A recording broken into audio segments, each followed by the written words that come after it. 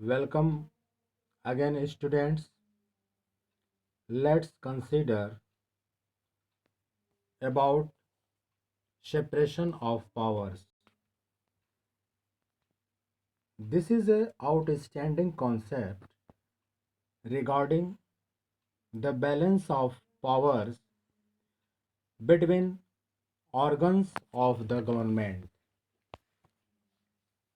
There are three organs of government. First, legislature; second, executive; third, judiciary. The legislature refers to our elected representatives. Executive is a smaller group of people or ministers are responsible for implementing laws and running the government. Judiciary refers to the system of courts. Certain powers have given by our constitution to these organs of government to prevent the misuse of power by any one branch or organ of government. When we talk about the significance of the separation of powers, this is this is the main point related to significance. Certain powers have given by our constitution to these organs of government to prevent the misuse of power by any one branch or organ of government. This is a question. Discuss the difference between state and government. The word state refers to a political institution that represents a sovereign people who occupy a definite territory such as Indian state. Here you should know the meaning of sovereign. Sovereign means independent. Government is responsible for administrating or managing and enforcing laws. The government can change with elections.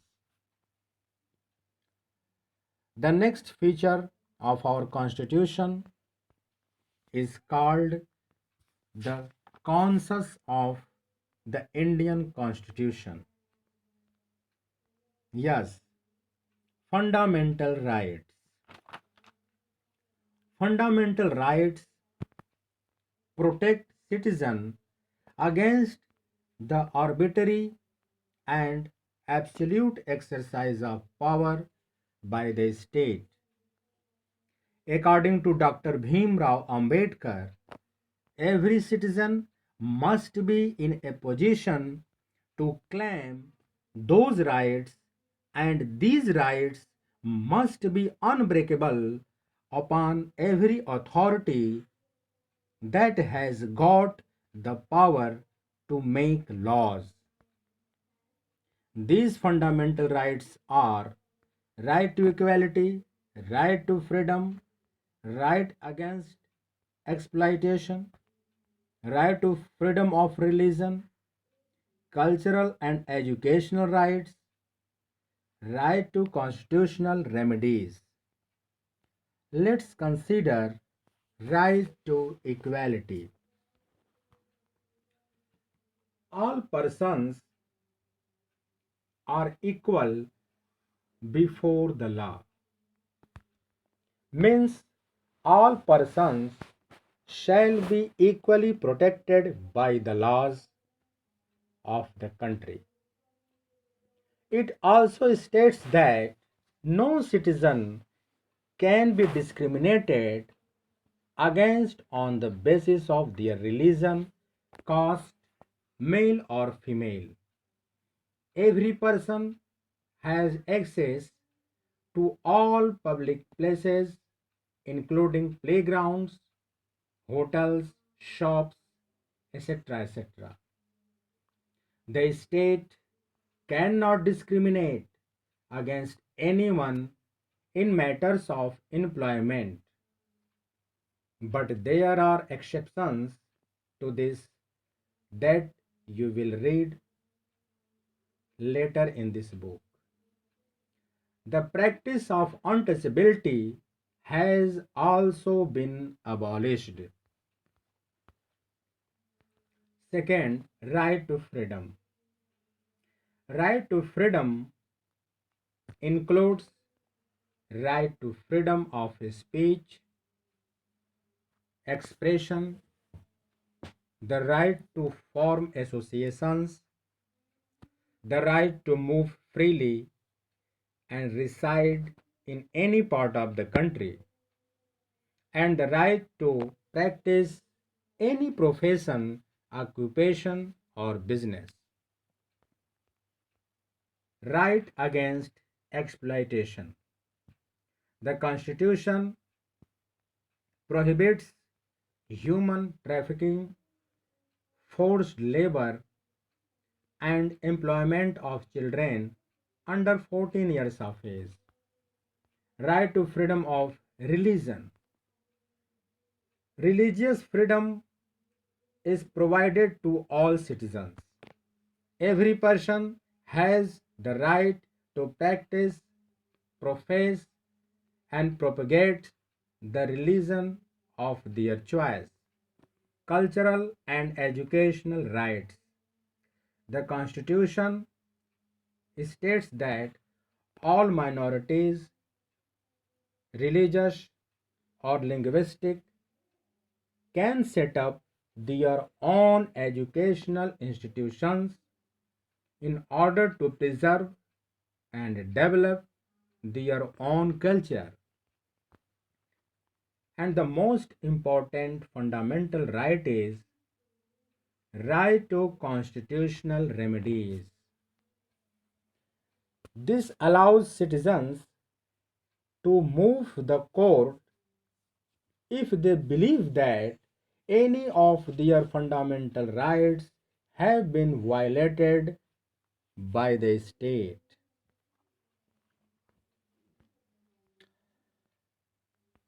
Students, let's consider about secularism. In the Indian context, secularism has been explained as the equal treatment of all religions. Equal treatment of all religions. The most important idea of secularism is that separation of religion from state power. A secular state or country does not officially promote any one religion as the state religion. In this chapter, we find two other viewpoints: fundamental duties and directive principle of state policy. The section of directive principles of state policy was designed to ensure greater social and economic reforms. The Constitution also mentions fundamental duties for citizens, and these fundamental duties are: abide by the Constitution, and respect national flag and national anthem. Follow ideals of the freedom struggle. Protect sovereignty and integrity of India. Number 4, defend the country and render national services when called upon. Fifth, spirit of common brotherhood.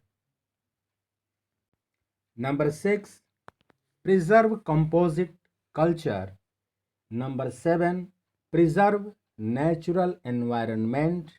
Number 8, develop scientific temper. And number 9, safeguard public property.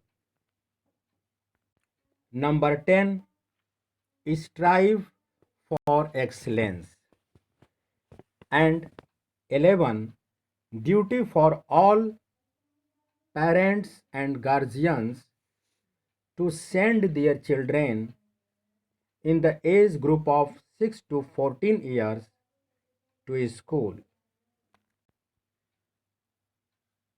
Dear students, this way I have completed this chapter, and I expect you got each topic clearly, and you will have to do exercise work of this chapter on the basis of your better understanding.